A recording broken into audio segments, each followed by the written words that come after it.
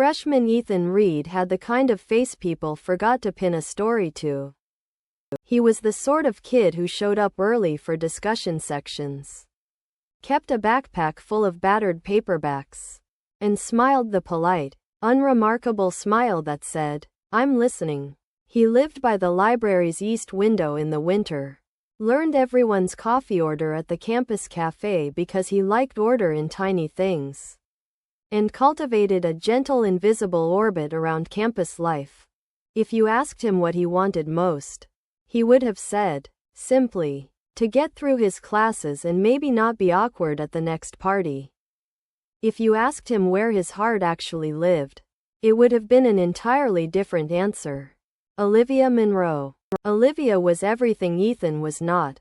Sophomore, sorority, sundresses and a laugh that made people sway. She was head of the philanthropy committee for Alpha Pi, took pictures that made their friends look like movie extras, and dated Ryan Keller, the unofficial king of campus, varsity football, trophy girlfriend, and an editor's darling when sports writers needed a human interest quote.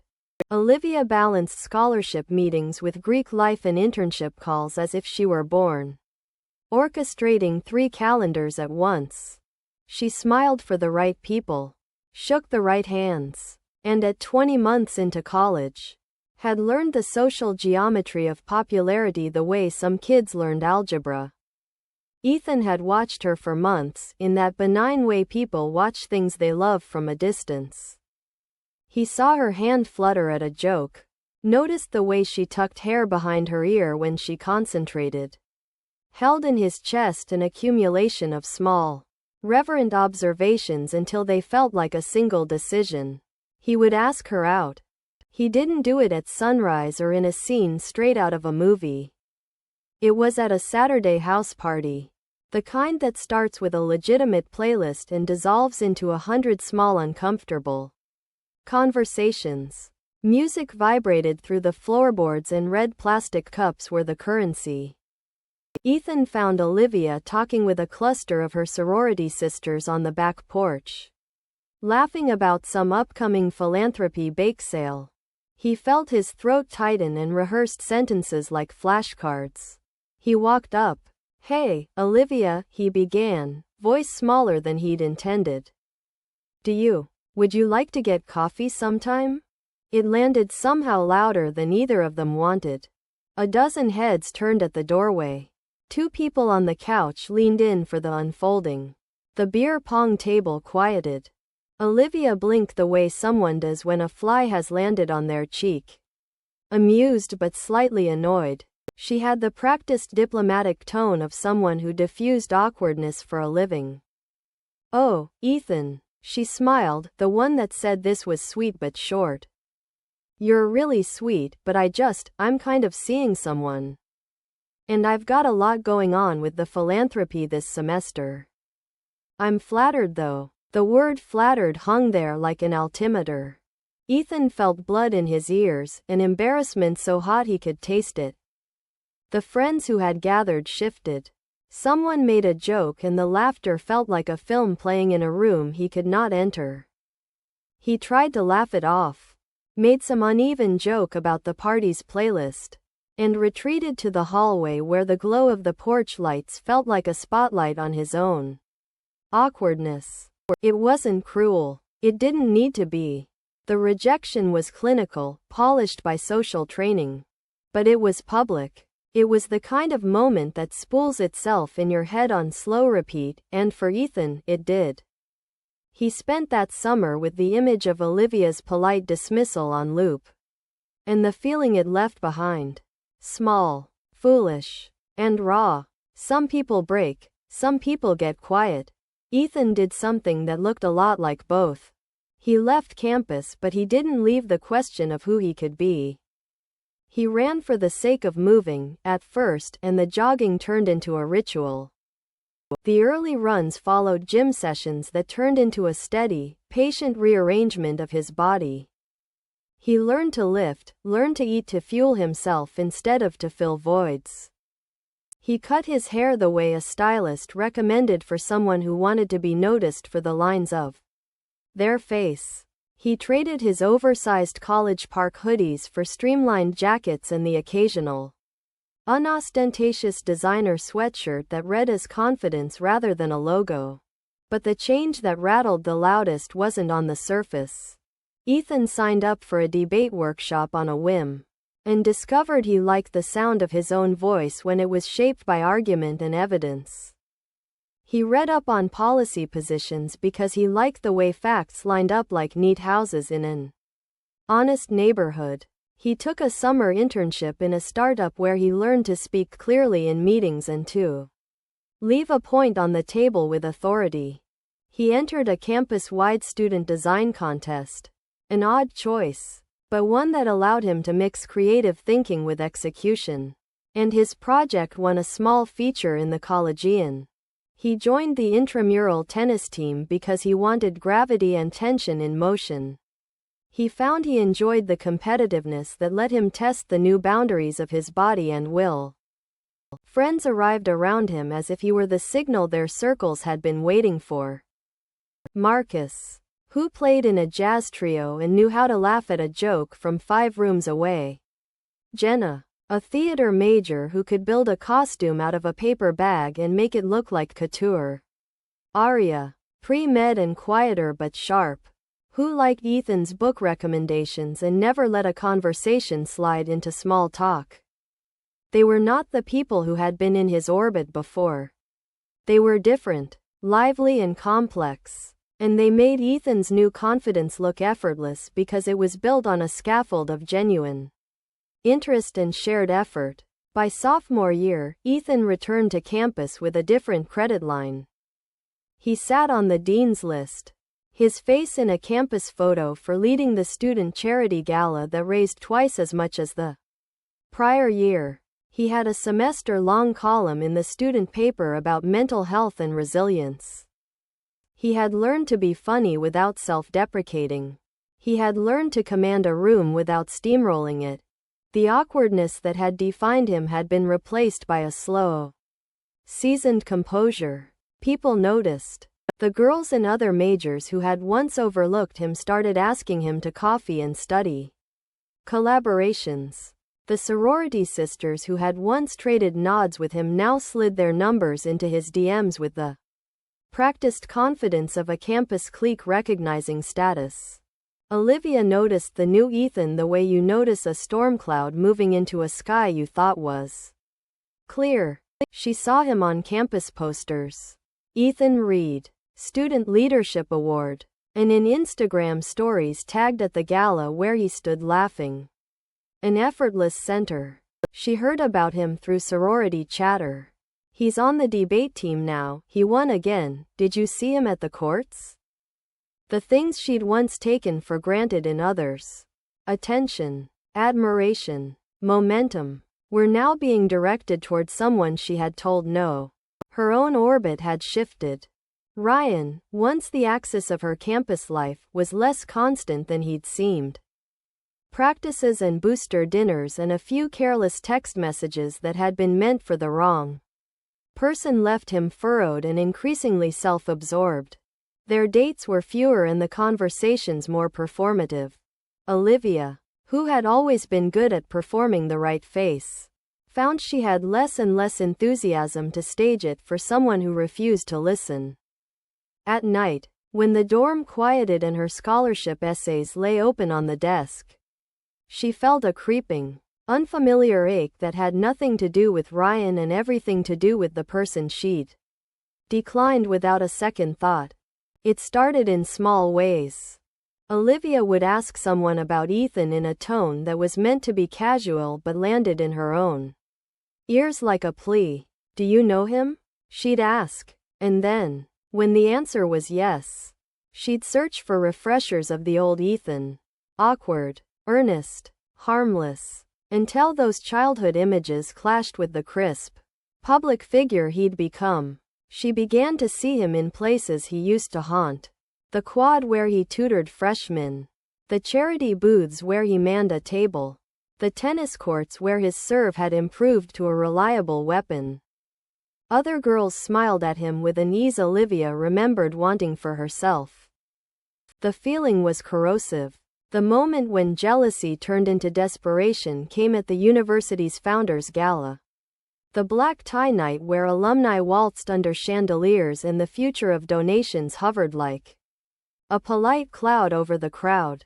Ethan was there because he'd helped plan it. He stood at the head of a table, cracks of laughter ready and handshakes smooth. Olivia had come because Alpha Pi had won a prize for community service and their chapter had to be seen accepting it. Ryan was there too, in a jacket that fit him like the press had taught him to wear it. A bit distant and a bit distracted. The interim president of the student body had made a joke about teamwork and Ethan had landed the punchline. Olivia had rehearsed this moment a dozen different ways as if rehearsal could bend reality to repentance. In one version, she would gracefully wander over and they would both laugh and the moment would slip into something cricket clean and mutual. In another, she would make a scene that would force him to see her the way others were seeing him now. The actual moment was a blur. A send-off speech. The clink of champagne. The white glare of photo flashes. She crossed the room with intention and found Ethan by the balcony where the cold campus air moved like a fresh note through the night. He looked like every headline the campus had printed. Neat hair. A jacket that was not showy but interesting. A posture that said he belonged. When he saw her, something unreadable passed over his expression.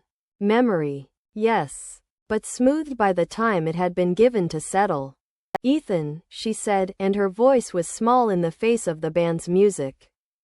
Can we talk? He turned fully then, polite, steady. Olivia. Hey. She reached, impulsively, for the kind of intimacy that had once been easy for her to command. She brushed an edge of hair from his forehead, the way she might do for a lover in a movie. I was a jerk that night, she said fast. I'm sorry. I should have said something better. I didn't see you. I do now. I think about you. I think I made a mistake. It was exactly the plea Ethan had spent the previous year imagining in various forms. He had imagined forgiveness and a clean reset, imagined conversation and small, healing admissions. But he had also imagined a version of himself who could look at the girl who had hurt him and not find the impulse to be small again. He smiled then, slow and contained. Olivia, he said, as if he were about to close a book. You told me I was sweet and friend-zoned me in front of everyone. It was humiliating. I spent a year getting over it, by getting better for myself, not for you. Olivia's smile faltered. I know it hurt you. I've been thinking. Ethan's voice cut across her attempt to smooth the sentence. It wasn't cruel. It wasn't performative. It was clear, like a gavel. I don't get second chances that I have to beg for. He looked at her like a man who had learned what dignity tasted like and had no wish to swallow it back for anyone else. You had a choice. You made it. I respected that then. I respect myself enough now not to be the option you come back to when your other choices get boring. There was a hush as people nearby began to register the exchange. Someone in a tuxedo paused mid-step, a camera pivoted. Olivia's throat worked. She dipped into that terrible human place where amusement flips to shame so quickly you don't hear the change until it has already happened. But Ethan, she started, the plea back in her voice, more naked now for being less rehearsed. I'm serious. I like you. I think I always have. Ethan's laugh was small, a dry punctuation that she recognized and had once found endearing. Then go be serious somewhere else, he said. There are people who actually like me because I am me. Not because they're trying to fix something in themselves. You don't get to replay old scenes and expect me to applaud. I used to think you were out of my league. Turns out, leagues are made, not born. I guess I moved up. The words landed with weight. They were not elaborate, they were not florid. They were the exact thing Olivia would have said to someone if the tables had been turned. A mirror held up and polished. The humiliation was not loud. There were no taunts, no cruel applause. But it was concrete and public because that was the stage she had insisted on when she dismissed him under the porch lights a year ago. Olivia's eyes shimmered. For a moment, she was not the polished sophomore but a girl who had learned too late the cost of a casual dismissal. Tears welled like the sudden, honest rain that should have been rehearsed. And she scrubbed at them. Embarrassed. She began, but the sentence dissolved. Ethan stepped back with the kind of composure that comes from not needing to make someone else small to feel big. He turned toward his friends, Marcus, Jenna, and Arya waiting near the stairs with a kind of halo of conversation, and walked away, the click of his shoes a metronome of new certainty. Olivia stood alone on the balcony while the gala hummed behind her, the band's brass now a distant bright umbrella. She watched Ethan move through the crowd, laugh, accept a handshake, and then disappear into a cluster of people who meant something to him. The feeling that spread through her was not just regret, it was the physical recognition of a thing that had been undone. An opportunity, not squandered in great dramatic fashion, but politely dismissed and irretrievably altered. In the weeks that followed, the campus had its small gossip cycles. People retold the story with the embellishments memory liked to add.